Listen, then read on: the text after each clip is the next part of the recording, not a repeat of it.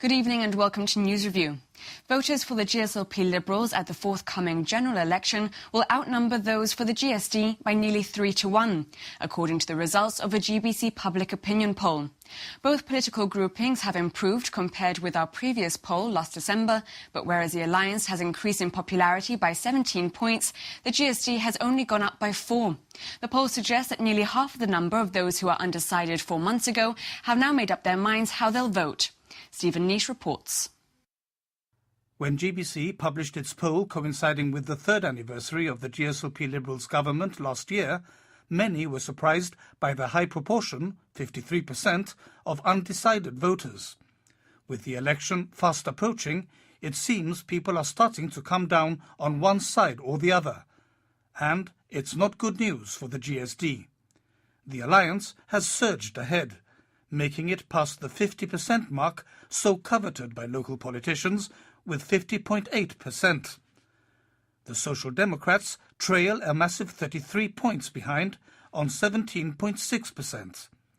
If this were the actual outcome of the election, it would be the GSD's worst ever showing, their present low point being the 20% the party obtained when going into opposition in 1992. The still undecideds and blanks accounted for 31.6% of the votes. With these taken out of the calculation, as they are in an actual election, the GSLP Liberals' lead is even greater, 74% compared with 26% for the GSD. As in December, the poll was conducted for GBC by Colourworks, who collected 250 surveys from a representative sample of the electorate over 3 days throughout Gibraltar. The government has published a command paper for a Gibraltar Consultative Council Act. This proposal for a body similar to the Privy Council in the UK was included in the Chief Minister's budget speech last year. Members of the Council will be the Chief Minister, the Deputy Chief Minister and the Minister for Justice, together with the opposition leader as post holders. Those who've held the posts of Chief Minister and Deputy Chief Minister will belong as life members. There will also be ad hoc members appointed by the Chief Minister. Christine Vasquez spoke to Fabian Bigardo on why he felt the need to create this consultative body. Well, I think it's essential that as Gibraltar becomes more sophisticated in the way that we run our affairs, we look at how other nations have run their affairs for some time. There are some things in other nations that are above party politics, where party leaders and past party leaders and past prime ministers, etc., can be called upon for advice on issues which are literally of seminal importance to a nation's interests. For example, in the United Kingdom, you have the model of the Privy Council, where everyone is sworn in on the basis of secrecy and information can be exchanged at times of national crisis, or at other times and advice can be taken by the Crown, which really means the government in the guise of the monarch in those particular instances. And here what we're doing is we're trying to recreate that ability to take advice from people, to work together on issues which don't need to be necessarily ventilated in public and which the Consultative Council can advise the Chief Minister on at any particular time. If you look at the model that Peter Caruana adopted himself during the course of the joint sovereignty issue when he created such a council,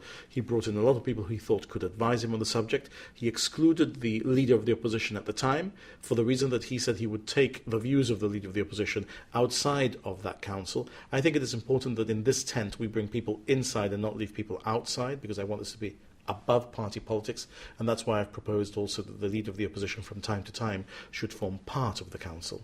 Well, Chief Minister, there are like 3 tiers, if I can call it that, and in the case of the post holders, you have 3 government ministers to the leader of the opposition. So how do you envisage the council actually meeting? It's not about there being different tiers. It's how membership of the council is created. So there is one council. It meets once a year at least, and it meets within 4 months of a general election. All members of it? And a new chief minister being appointed. So there is a plenary.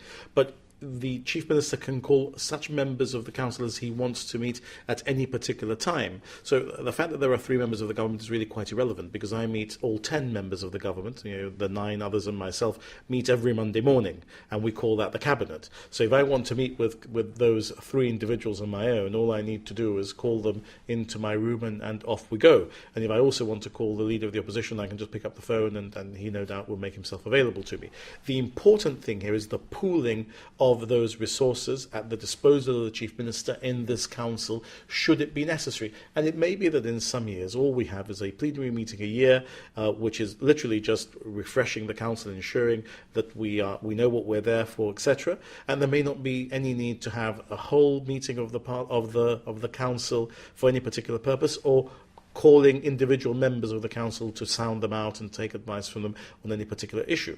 But if we have an issue which might be a crisis, or an issue where we need the advice of others, then we can call them in the context of this council. And the important thing is that this will create a secrecy of information exchange and of advice, so that all of us who share ideas there can do so very openly, and knowing that the information will not go beyond the council. The ad hoc members appointed by the Chief Minister, just how broad and how wide a representation of the community do you expect this to be? Well, it has to be the broadest and widest representation, because there's no point doing it otherwise. I mean, if I wanted to consult simply people who are my political supporters and who I have a lot of trust and confidence in, I already consult them, and I don't need to have them sworn in with the Official Secrets Act in order to be able to advise me. So it's about creating that broader spectrum of advice. It's about bringing that advice together, both with people who are close to me politically and people who may not be close to me politically. I think people will have seen that in the past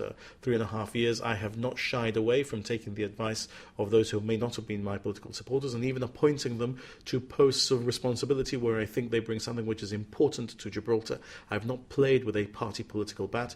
You look at the board of the Gibraltar International Bank, and there are lots of people there who have been aligned to other political parties, and in many other boards and advisory bodies I have called upon people who have the expertise necessary to bring something to Gibraltar. This is the sort of body I'm going to create here, but I'm going to create it under the guise of the council, so that I can take that advice, and whoever's Chief Minister can take that advice and reflect that in the way that he acts. The editor of the Gibraltar Chronicle, Dominic Searle, will be leaving the newspaper after 3 decades in journalism. He'll be taking up a new post as the Chief Minister's special representative, a pseudo-diplomatic position between London and Number 6. News editor Brian Reyes, who joined the paper 10 years ago, will be replacing him as editor. Mr. Searle has been editor of the Gibraltar Chronicle since 1996, when he replaced his predecessor Francis Cantos. The appointment comes at a time when the Gibraltar government is strengthening its lobbying muscle across Europe and the world. It will be opening its office in Brussels next month and has a PR legal team working on lobbying in the US.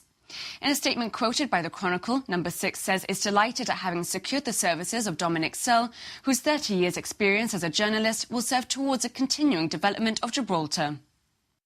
Well, I think it's the gift of a behind-the-scenes and frontline experience of Gibraltar politics and Gibraltar life, which, you know, is a unique, I think, privilege in many respects.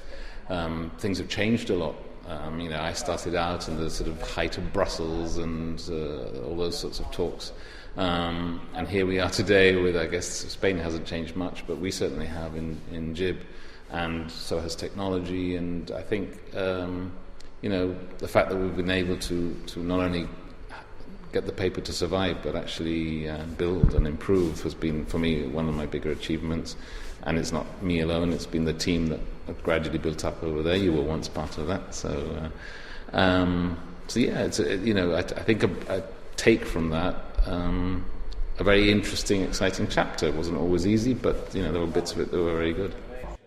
The convent has confirmed that an unlawful incursion into British Gibraltar territorial waters took place on Tuesday.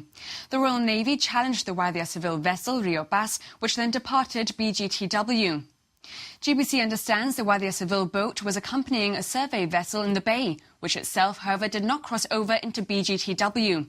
A convent spokesperson confirmed the Royal Navy's Gibraltar squadron was on the water, monitoring the situation throughout. The convent has said the incursion was a violation of British sovereignty and in breach of the United Nations Convention on the Law of the Sea, and adding it will be protested with the Spanish government. 3 men have been charged with conspiring to defraud the Ministry of Defence for a total of £300,000. Jose Molina Marcos, David Gilson and Joseph Roca are charged with conspiring together to defraud the Ministry of Defence by falsely representing invoices and submitting them for payment. Spanish national José Molilla Marcos of Jardines Manilvas Savinillas was charged with dishonestly intending to make gain by presenting receipts of goods being imported into Gibraltar to HM Customs, when in fact these goods were not being imported. David Gilson of 21 Bergen Court and Joseph Roca of 323 Main Street have both been charged with abusing their positions as government procurement cardholders. The charge details how they had the intention to make gain when they were expected to safeguard the financial interest of the Ministry of Defence. This allegedly happened between December 2011 and May 2014. A fourth man, Mohammed Ben Dagoon of Devil's Tower Hostel, has been charged with theft. It's alleged he stole various tools from the Ministry of Defence. José Molilla Marcos, David Gilson and Joseph Roca have been bailed to the sum of £10,000.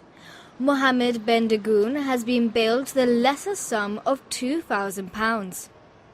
All of the defendants have yet to plead to the charges and are to appear next on the 14th of May at the Supreme Court. A Ministry of Defence spokesperson confirmed that two of the defendants were MOD employees, but said the MOD would not comment any further at this stage. The jury has been dismissed for the trial of two men charged with perverting the course of justice. Local barrister Suresh Mathani and Stephen Marin, both aged 47, have pleaded not guilty to conspiring to pervert the course of public justice. The trial was meant to begin this week, but the jury was discharged after one of the jurors thought they could not continue with the trial. We'll be back after this break.